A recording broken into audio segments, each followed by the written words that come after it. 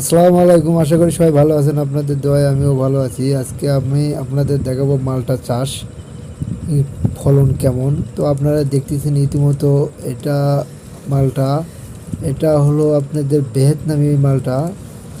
এই ভিয়েতনামি মালটাটা প্রচুর মিষ্টি এবং খুব প্রচুর রসালো। আপনারা ইতিমধ্যে দেখতে পাচ্ছেন অনেক ফলন হয়েছে, ভিয়েতনামি ফলনটাও অনেক বেশি হয়। তো আপনারা দেখতেই পাচ্ছেন। তো পাশাপাশি বাড়িওয়ান জাতের মালটা আছে, আপনারা দেখতে পারতেছেন। এটা হলো আপনাদের বাড়িওয়ান পয়সা নামে পরিচিত। তো এই গোল আকৃতির যে চিহ্নটা দেখা যাচ্ছে এটাকেই বাড়িওয়ান বলে। এই গোল আকৃতির কারণে একে পয়সা নামে পরিচিত। আপনারা ইতিমধ্যে দেখতে পাচ্ছেন যে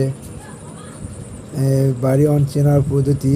আপনারা যারা চারা নিতে চান তারা অবশ্যই এই মালটার এই পিছনের অংশটা দেখে চারা নেবেন, তাহলে ঠকবেন না।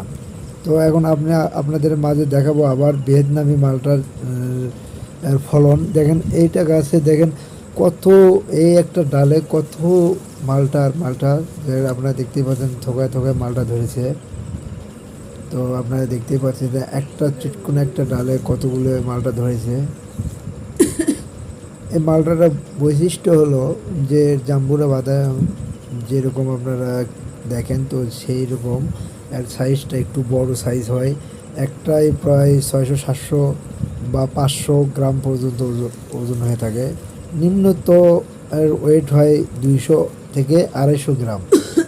উপরে 500 গ্রাম পর্যন্ত হয়, 600 গ্রাম 700 গ্রাম হয়ে থাকে যদি কম ধরে। এই গাছেতে ছোট্ট একটা গাছ অনেক মাত্রায় ফলন ধরেছে। আবার আপনাদের আর একটা গাছে নিয়ে যাব। দেখেন এইটুকু একটা গাছে কত ফলন এসেছে। এই ছোট্ট একটা গাছে এত ফলন হওয়ার কারণে হয়তো বড় হবে না তেমন, তবুও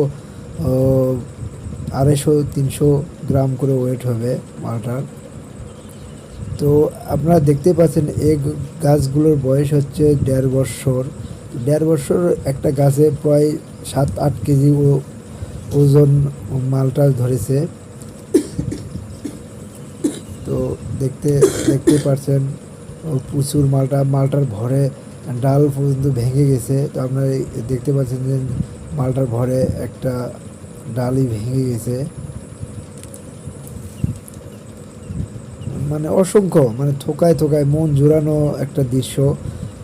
আপনারা যারা চাষ করতে চান এই ভিয়েতনামি চাষ করতে পারেন, বাড়ি চাষ করতে পারেন। আজকের ভিডিও পর্যন্তই।